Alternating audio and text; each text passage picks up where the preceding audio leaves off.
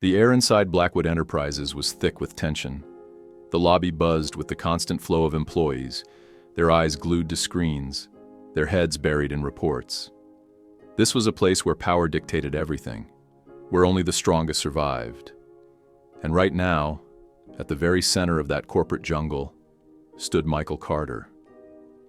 Dressed in a neatly pressed button-down and slacks, Michael looked like every other low-level intern in the building. He had spent the last few months fetching coffee, organizing files, and sitting in on meetings where he was nothing more than a background presence. But today was different.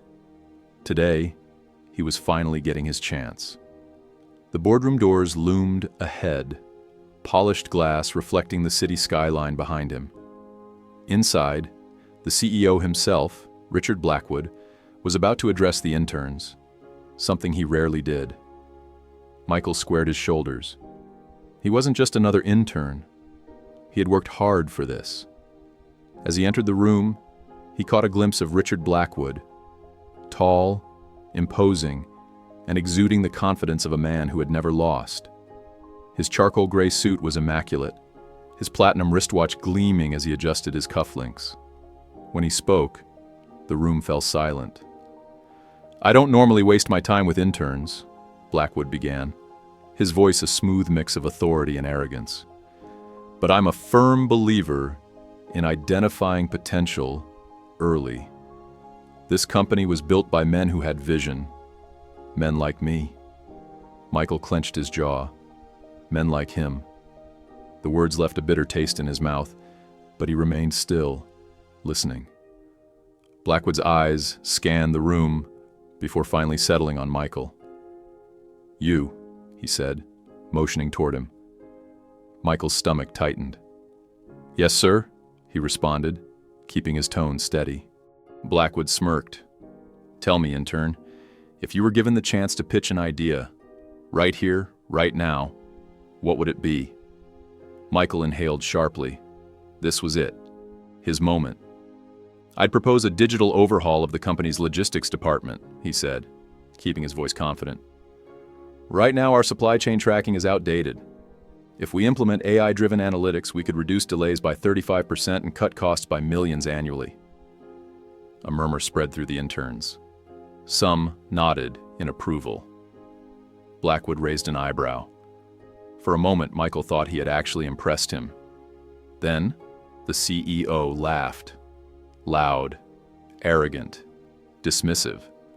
The kind of laugh that made it clear he wasn't laughing with you, but at you. Michael felt his stomach drop. AI-driven analytics? Blackwood mocked. "Listen, kid, you've been here what, 3 months? And you think you know how to run a billion-dollar company?" Michael's hands clenched into fists. "With all due respect, sir, the data backs." Blackwood cut him off with a wave of his hand. "I don't care about your data, intern. You know what I see when I look at you?" The room fell completely silent. "I see a kid who doesn't belong here." The words hit like a slap. Michael's face burned as he felt the eyes of every intern, every executive in the room, staring at him. "You want to talk about vision?" Blackwood continued, stepping closer. "Vision isn't about fancy ideas from nobodies. It's about knowing your place. And you?" He smirked. "You're nothing here." Michael's breath caught in his throat. Nothing. The word echoed in his mind, over and over. Blackwood turned back to the room. "This is a perfect example of what happens when interns get delusions of grandeur. Learn from his mistake," he said, scanning the others. "And keep your heads down." With that, he dismissed Michael with a flick of his wrist. The meeting continued. But Michael had already left. The elevator ride down from the top floor of Blackwood Enterprises felt like free fall. Michael Carter stood rigid, his fists clenched at his sides, his mind racing with the words that had just been thrown at him. "You're nothing here. Know your place." The humiliation burned inside him, tightening his chest. By the time he reached the ground floor, he had one thought in his mind. He was done. As he stepped out into the lobby, he heard his name. "Michael, wait!" Turning, he saw Sophia Mitchell, another intern he had befriended during his time at the company. She was sharp, ambitious, and one of the few people who had actually respected him. "What the hell just happened up there?" she asked, catching up to him. Michael let out a bitter laugh. "I got reminded that I'm nothing." Sophia frowned. That was brutal. "But you were right. Your idea made sense." Michael shrugged. "Doesn't matter. Blackwood already made up his mind about me." A pause. Then Sophia sighed. "So what now?" Michael exhaled. "I don't know, but I'm done here." Sophia hesitated before reaching into her bag, pulling out a small black business card. "I wasn't supposed to say anything yet," she said carefully. "But I got a call yesterday from Sterling Capital." Michael's brows furrowed. Sterling Capital, one of the largest private investment firms in the country. "The CEO, William Sterling, is looking for analysts," she continued. "They liked my application, and they were interested in you too." Michael's eyes widened slightly. "Me?" She nodded. "I mentioned your name. They did some research. They liked what they saw."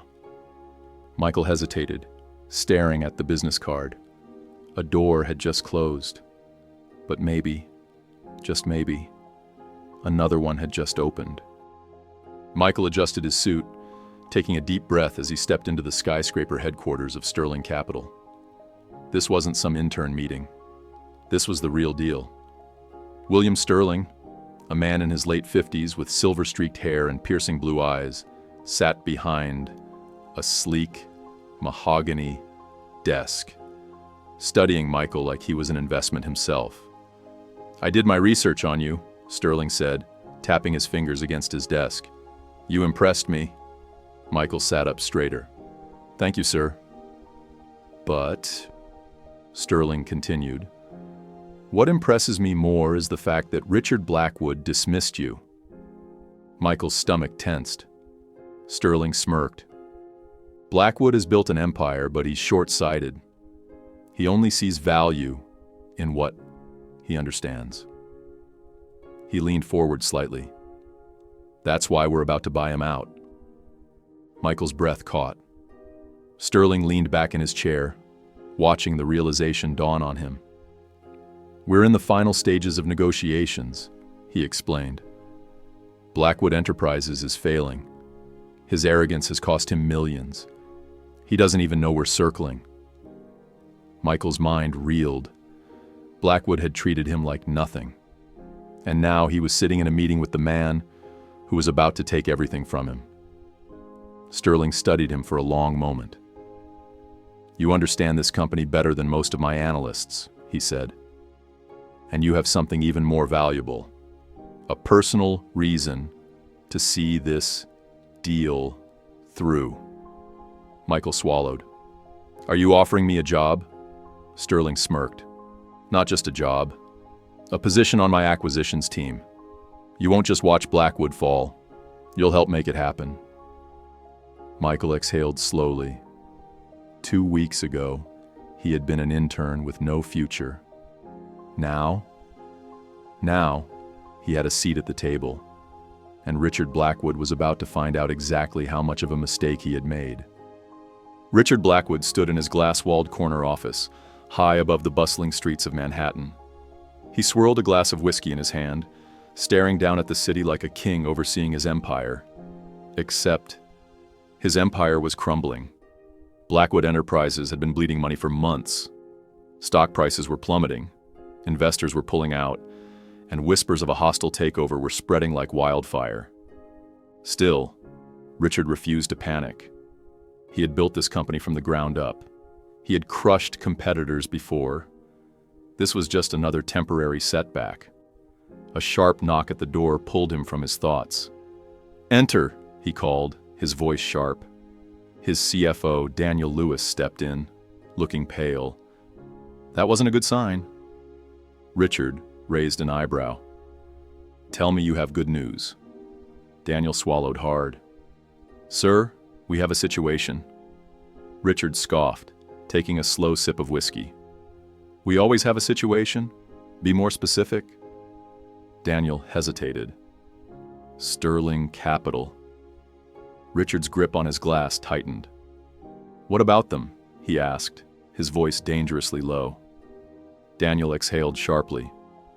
"They've acquired 51% of our stock. They now have controlling interest in Blackwood Enterprises." For a moment, the room fell silent. Then, Richard chuckled, a humorless, hollow sound. "That's not possible. I would have known if—" "They moved through shell corporations," Daniel interrupted. "Kept it quiet until they were ready. It's done, sir." Richard slammed his glass onto his desk. His company, his empire. How had this happened? Daniel hesitated. "There's more." Richard snapped his gaze toward him. "Sterling Capital just scheduled a meeting with the board," Daniel continued. "They're sending their representative to discuss next steps." Richard's jaw clenched. "And who the hell is their representative?" Daniel hesitated before saying the name. "Michael Carter." The blood drained from Richard's face. For the first time in years, Richard Blackwood was speechless. The atmosphere inside the Blackwood Enterprises boardroom was suffocating. The long, polished table was lined with high-ranking executives, investors, and board members. They whispered amongst themselves, glancing at Richard with thinly veiled curiosity. They all knew what this meeting was. A reckoning. The doors swung open, and in walked Michael Carter. But this was not the intern they had dismissed weeks ago. Gone was the eager, soft-spoken young man desperate for a chance. In his place stood someone confident, unshaken, powerful. Michael adjusted his custom-tailored suit as he strode into the room, carrying himself like he had always belonged there. Richard sat at the head of the table, his knuckles white, as he clenched the armrests of his chair. Their eyes met, and for the first time, Richard saw fear. Michael took his seat across from him, setting a thick folder onto the table. He didn't rush.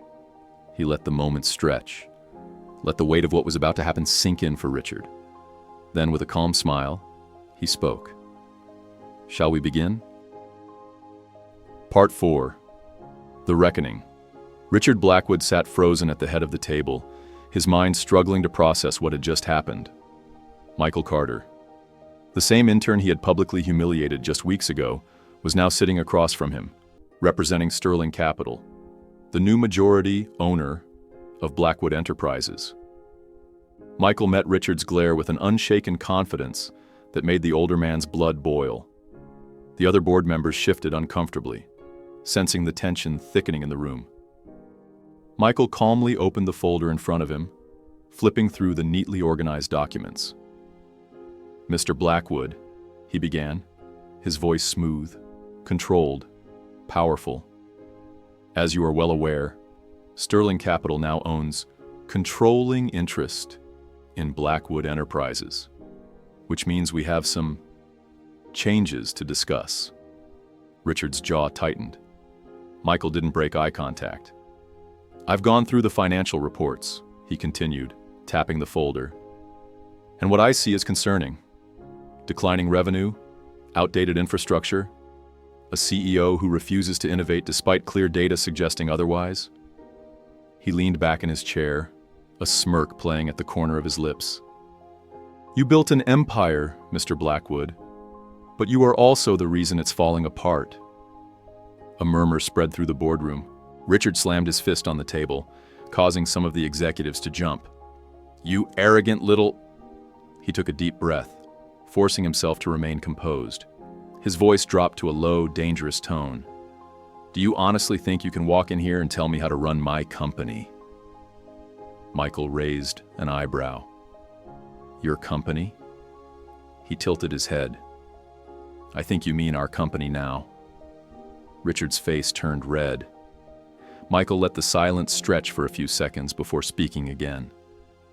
"But I'm a reasonable man," he said, clasping his hands together. I don't believe in destroying something that can be fixed. So I'm here to offer you a choice. Richard narrowed his eyes. I don't take orders from interns. Michael smirked. That's funny, considering an intern now has the power to decide whether you keep your job or not. The tension in the room was suffocating.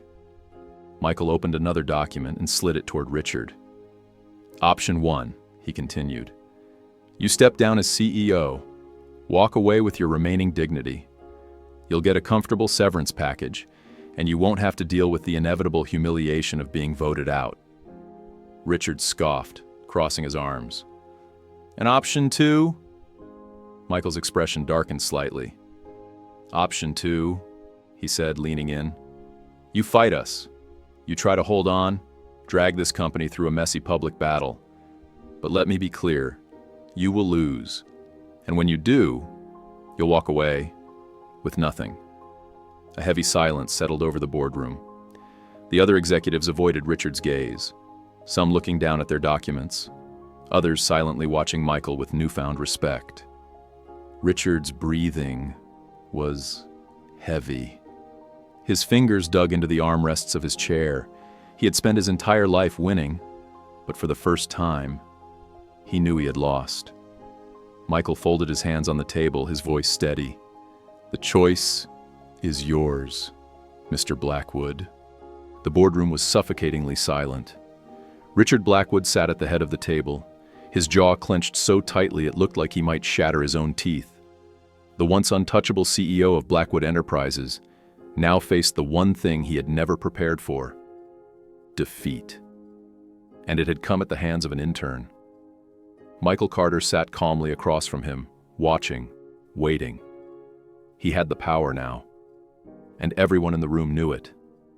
Blackwood's hands curled into fists. His empire, his company. How had it come to this? He had spent his career dominating every opponent, crushing anyone who dared to challenge him. But now, he was cornered. The board members, once loyal to him, were silent. Some of them even looked at Michael, the young man they had ignored weeks ago, with respect. Michael leaned forward, his voice calm, but firm. I understand this isn't easy for you, Mr. Blackwood, he said. But we both know there's only one way this ends. You can leave on your own terms, or you can be forced out. Richard's chest rose and fell with heavy breaths. His vision blurred with rage.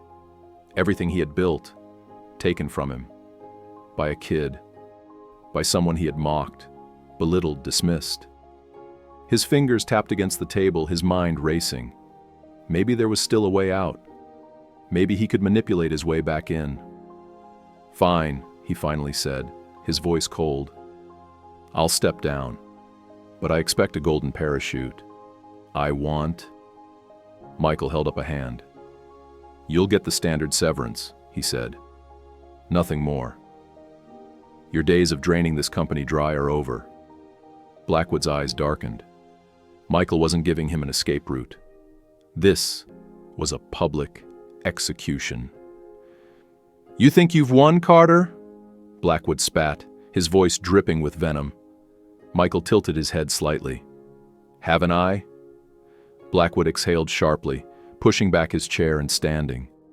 He straightened his suit jacket, fixing his tie as if nothing had happened. But his eyes told a different story. A fire still burned there. One of a man who had spent his entire life at the top and couldn't accept being knocked down. Blackwood turned to the board. Enjoy your new leadership, he sneered. Let's see how long this company lasts under a kid who doesn't belong. Michael didn't flinch. Instead, he gave a small, knowing smile. Funny, he said. That's exactly what you told me the day you humiliated me in front of the entire company. The words landed like a punch. For the first time, Blackwood had to taste his own medicine. The room watched in silence as he turned and walked toward the door, his footsteps echoing in the tension-filled space. But just before he left, he stopped. Without turning around, he spoke. One last, desperate attempt to cling to power. "You don't know how this world works, Carter," he said, his voice low. "Power is never permanent. One day, you'll be the one sitting in my chair, and you'll understand." Michael's response was calm, certain. "Maybe," he said. "But the difference between us? I won't forget where I came from." Blackwood stiffened. And then, he was gone.